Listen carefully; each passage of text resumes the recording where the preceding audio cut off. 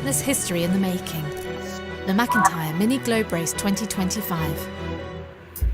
Small boat, huge adventure.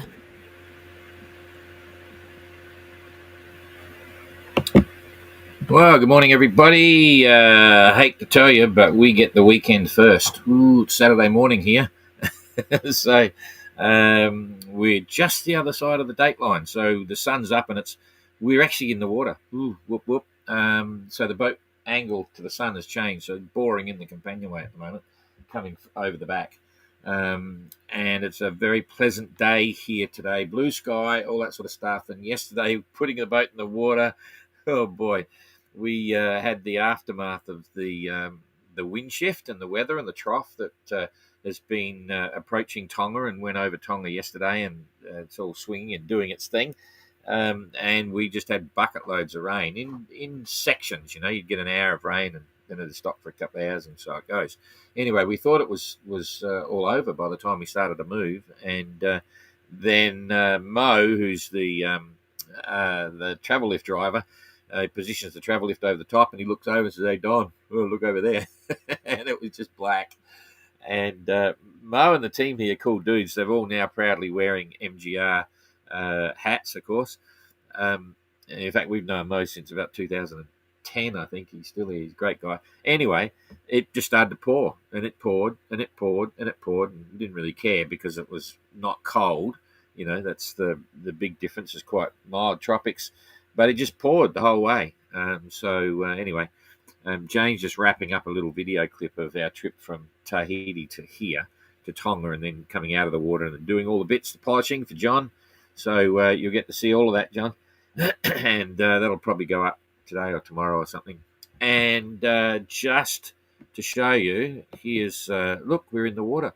Ooh, jeepers, it's beautiful. Sun's out. Classic day here. We're about to go and do our so that's adventure in the water, and we'll show you the proper shots, photograph gallery later on for those that are interested. If you're not, you just scroll through. Some good stuff going on. I really enjoyed Christian's really enjoyed his sort of mood gallery with some videos and the singing and the carver session and so on. Quite funny, you know, having experienced a bit of carver. It sneaks up on you. It's really tricky. My first experience ever was in the island of Tanna back in 1980, I think it was. Anyway, we had a session, a very astute scenario in a sacred place. You know, only the men were allowed there, and young boys were the ones that were making the carve. It was a very real experience. And in this sacred area, there's one tree and one plant of everything they do. And you talk quietly, you know, you're not allowed to make much sound and all that sort of stuff. And, you know, the young boys are the ones chewing up the carver root. They didn't have powder. It was actually done with the root. So the boys are the ones chewing it up and spitting it out, and they put it into a tapa cloth type thing, or a natural fibre cloth, and wring out the juices of the carver root, which is the root of like a pepper tree, a special one. And, you know, then it comes up, and so we sit around and you do your thing and you drink your carver. And all I noticed in that first session was just numb lips, you know. Anyway, we did the same thing again the next day. And boy, I could not get back to the boat. Long story. But anyway, it was a great experience. And now, of course, to cater for, you know, there's a huge amount of Tongans, for instance, in Australia and New Zealand. And it's carver is part of their tradition. You know, they've had it. It goes back centuries. And so what they do now is a huge amount of carver grown in Tonga, particularly in Vavau. There's a lot of plantations set up there, and it's then pulverized into a root. You know, the root rather is pulverized into a powder, and the powder is exported for all the Tongans overseas. And it's you know, quite interesting culture. You can Google it and get all the bits and pieces. But yeah, I was happy to see him there, and it was atypical that it happened to be the police station and they're having a sing-song, because it's another part of Tongan life as well. You know, they've really got beautiful voices. They sing often. They share everything. You know, you could be, there's part of their culture and tradition is if you're walking down the street and you see someone having a meal even in their house or whatever, if you want to call in and sort of say g'day, they will immediately just invite you in. Food is huge in the Tongan culture. Whenever they celebrate something, it's all about. It tends to be centered and focused around food. Anything that you do is food. In fact, the funniest one, the best one and this is no disrespect, I'm just telling you a funny story because I really like Tonga and the Tongan people. They're happy people. Anyway, it was on the island of Namuka, which was just across from the island where we were living, sort of thing. And it was a Zumba session, like for exercise, which is really good.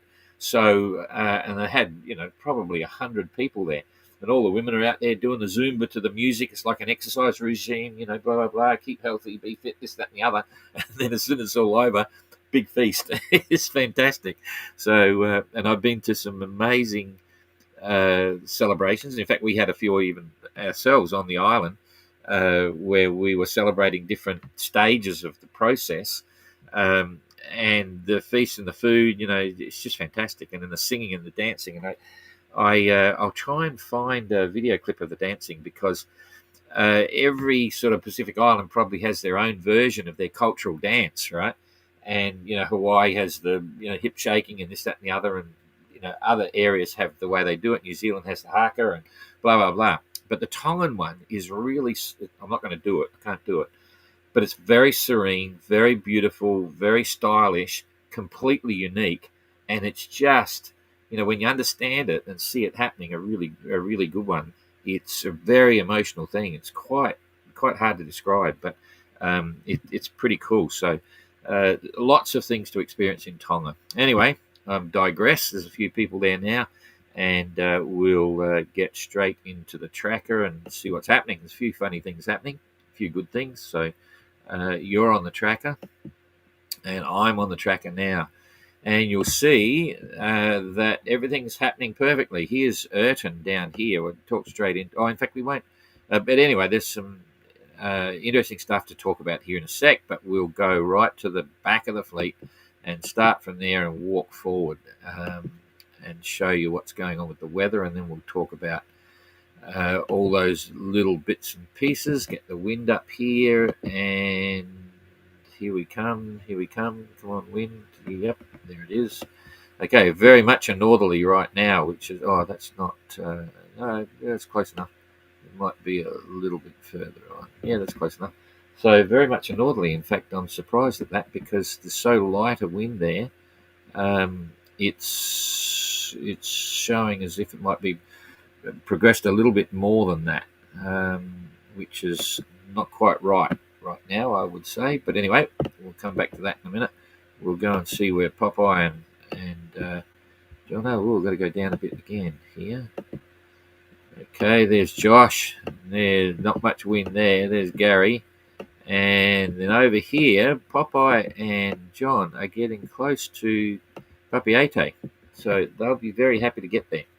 Steady as she goes. Looking at that, there's a bit of breeze there. That's sort of 25, 28 knots, 30, maybe gusting a bit more, and they're making their way down. But I get the sense like this is their course. They may be coming over the top of all the Tuamotus here and coming around. I'm not sure. Or they may be just bearing away a little bit because the wind is increasing and the seas will be up a bit as well. Let's just have a look at the sea here. See what the waves are doing. Yeah, it's building. We discussed this yesterday, so that's fine. But they don't get much news, but they look as if they're having a good time. 4.7 knots for John and 112 mile day. Popeye 4.3 knots, 95 mile day, and they're a little bit distant, so they're not looking at each other, but they should still be in VHF range, so that's fine. And their weather for the next 2 days, if we push back here, there's a day backing off a bit, so the ride will get a little bit better. Another one, getting a bit lighter, so they'll come over the top of that without any problem. And if we take a big jump ahead, it's going to go quiet. So when they come across the top, it's getting interesting. Swinging around a bit, there's a bit of a system here. Now, what those that watch the tracker regularly, you'll completely understand what this means. When you've got a northeasterly up here, you've got a southerly over there, you've got a southwesterly here, and you've got a northwesterly here. So this whole area, which will probably be moving to the east, is going to be an area of, I won't call it intense instability, but squalls and rain and thunder and lightning, maybe even all the rest of it. And about 3 days from now, they're going to be about 320 miles, maybe, if we get it right. So they're going to be around that corner. There's 250. So they'll be in this vicinity as it's happening. And then let's just push it forward another day. Come forward to here. Yep, it's going right over the top of them. So they'll get this instability. So we'll be hearing about their final approach, I reckon, being quite confusing weather and maybe a few challenges. So they'll be on the ball and maybe go a bit slower. So there's some fun happening there. I'll go through another day just to see how quick it's moving. It's moving pretty quick. So they'll have a day and a half of challenging stuff, I reckon. So if you're watching that, John, make sure you put your chin strap on your hat, okay? And good luck. We'll keep an eye on that. Nothing extreme, just part of the fun. So, poor old Gary, he's trying to hurry up, but he's not having much luck. This is the weather he's got now. You can see his course here. It's not too straight because he's going slow and the wind just keeps changing. He's all over the place here. But he's still in this area of very light winds now. So he's only doing 3.5 knots, 50 nautical mile in a day. If I pick it up, you'll see his course. You can see how confused it is. There it is there. This is just all the rubbish he's had. Boom, boom, boom, boom, boom. And it's not going to get much better anytime soon. The next day is going to be a slow one as well. If we just push this back again so I can show you his weather. Josh is impacted by that as well. I'll do you both together now. He's getting lighter breezes, so he's only doing 3.2 knots.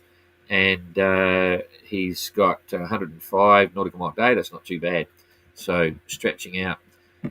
Okay, so what's the weather doing? This is interesting, actually. It's what I'm distracted here.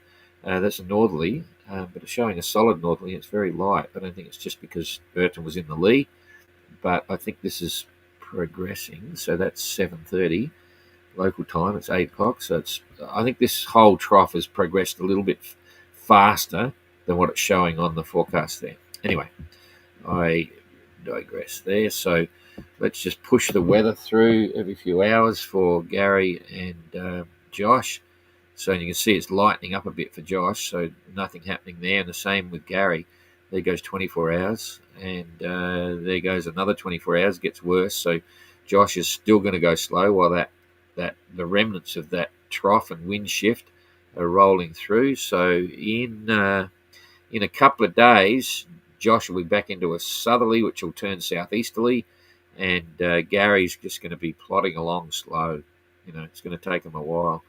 But Josh is okay after a day and a half of light stuff. He'll get a pick up there. But Gary, it's going to be very slow going. How far is Gary from Vavau? I'm assuming he's going to Vavau.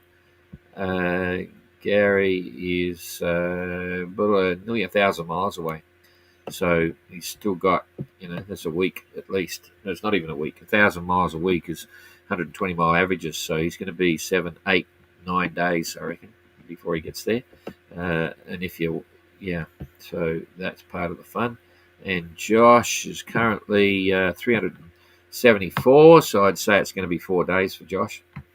That's my quick assumption on that.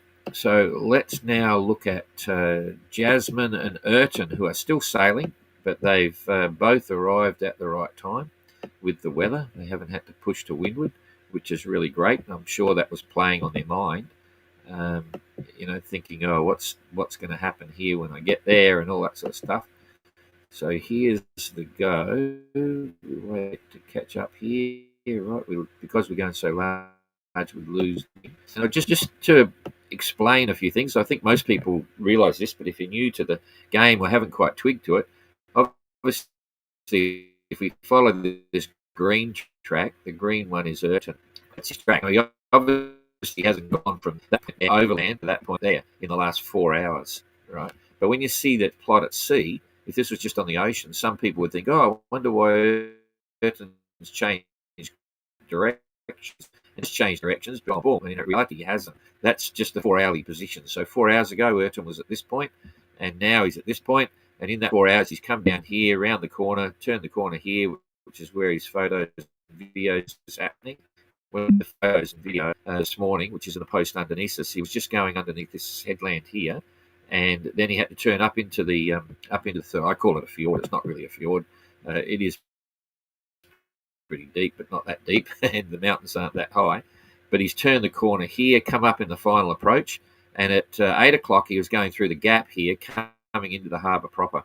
So this is the harbour proper, and this is the approach in. So that's why his course looks as if he's gone overland.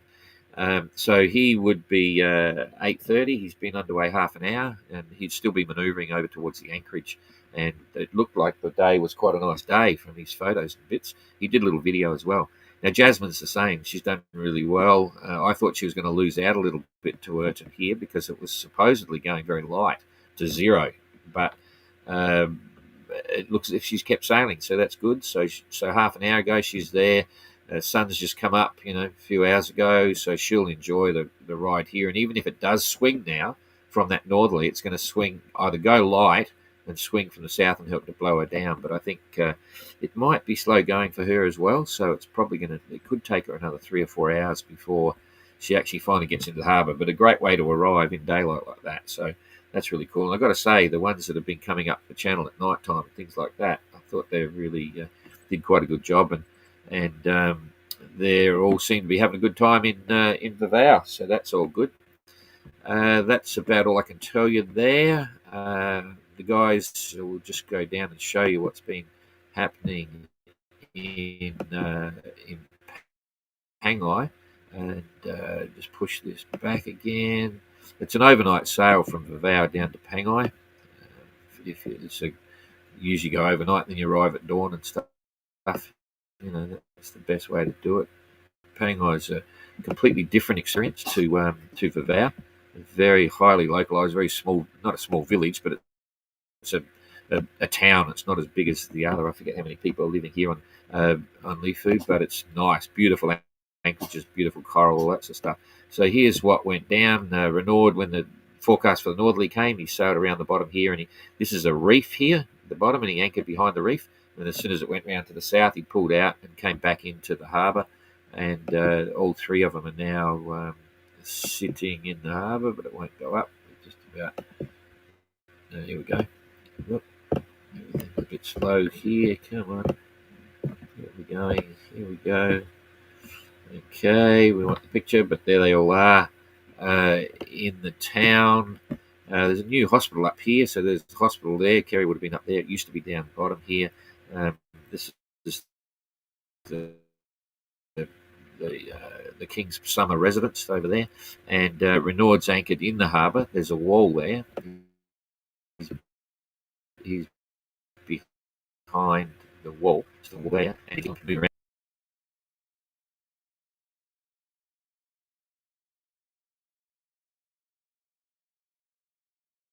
That if the wind picks up, that's as big as we can get. But if the wind picked up, you can see he's been moving at anchor as well, moving around, not dragging, but just the wind directions. There's a bit more protection from a northerly inside that wall. Anyway, great place to wander around, and cool experience there as well. All right, so we're done there. I'm going to come back here and see if anyone's there. Jeep, is everything slow? I hope I am still online here. Yes. Okay, so here we are. It's very bright out there. Okay. Let's light it up now. What's going on? Here we go.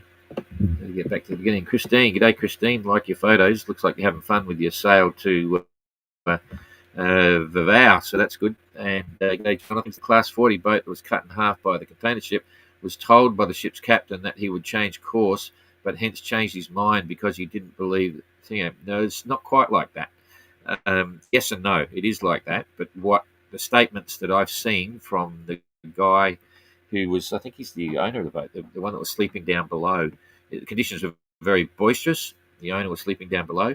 They had been talking to the ship, right, and they had been trying to ask him to alter course, and nothing had happened. Visual reference was 0. They couldn't see anything because there was like a mist or a fog or something like that.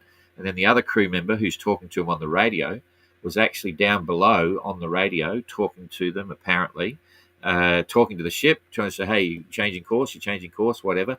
and there was a conversation going on about the ship wanting to change the course or not believing that they were a boat because it was doing 16 knots, and then something evolved in that conversation, and then the second skipper, who's the active sailor on watch, goes back out into the cockpit to see what's going on, and all of a sudden the ship's on the bow. There it is. It's all over. Bang! They hit. So I think it was fair to say that the ship knew where the yacht was, and the yacht knew where the ship was and knew the urgency and all those sorts of issues, and then decisions are made and all that sort of stuff, and it was very unfortunate. So and the reality is, and believe me, the reality is, I mean, everyone has an obligation to try and avoid a collision, and it's really sad in these situations. So, but anyway, that's what happens. So, very interesting scenario to see how it all evolved, and it's very unfortunate. But fortunately, everyone turned out okay. So, but I think it's fair to say that the ship, they were talking to the ship, and the ship didn't alter course, right? Whatever. And then the guy was down below, and then all of a sudden, when they got within visual range, got within visual range, it was too late, because I said the guy just looked up and it was there, and it was like, holy shit, and the other guy was down below. So, but anyway, I'm sure there'll be more information, and everyone will learn from experience and all that sort of stuff. But you got to be careful. I remember, you may know, I supported Jessica Watson, 16-year-old girl, to go solo non-stop around the world, and she was doing her last sort of sea trial sailing from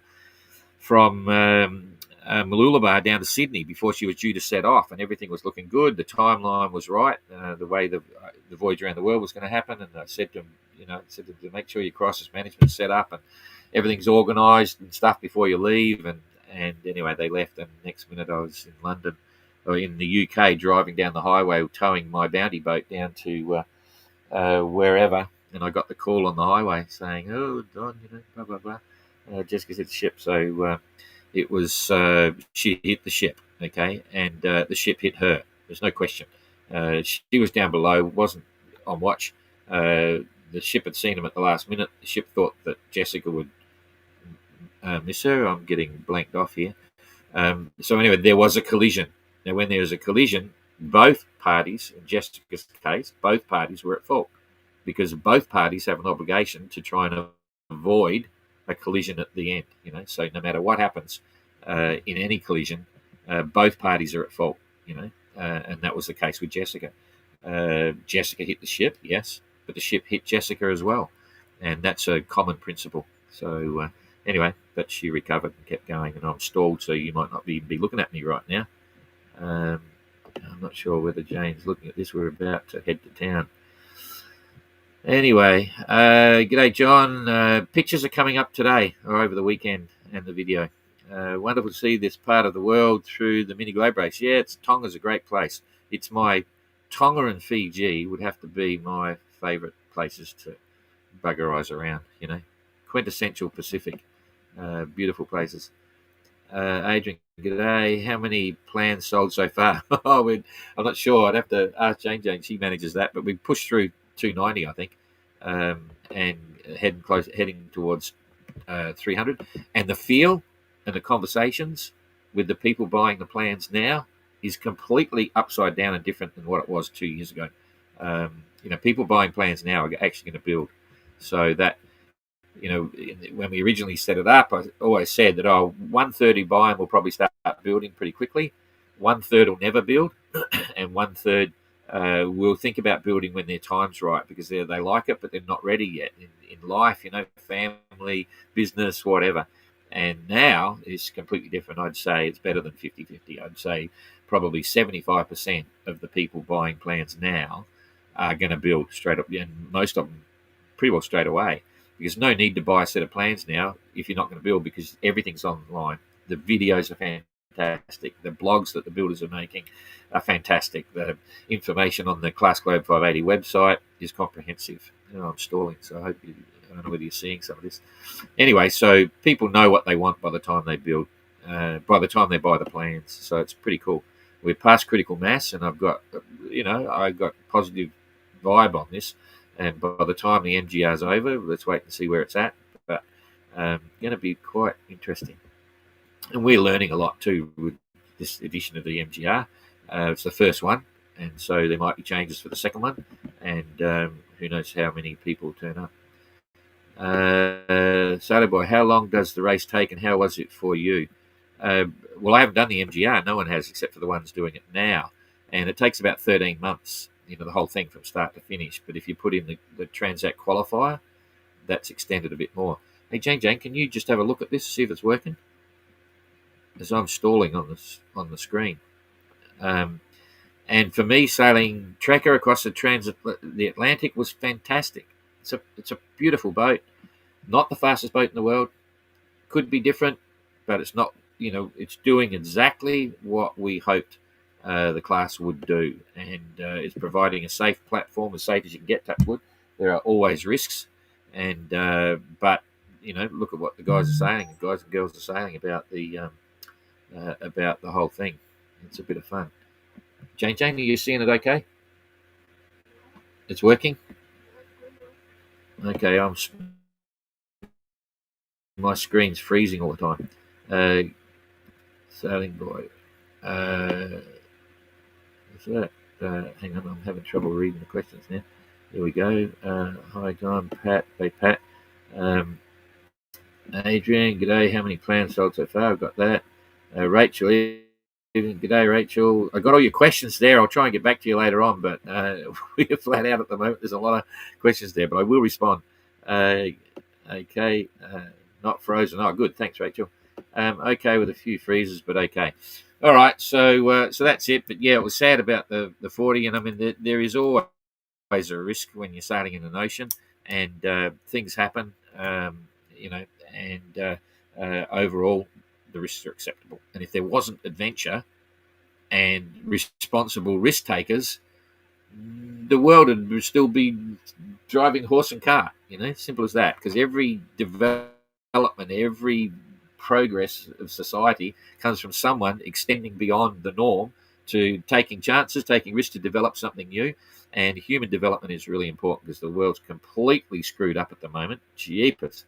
There's some stuff going on in the world which we won't talk about, but it needs good people, and all our adventurers are good people. So thanks. I'll see you tomorrow, and just have a good weekend, eh?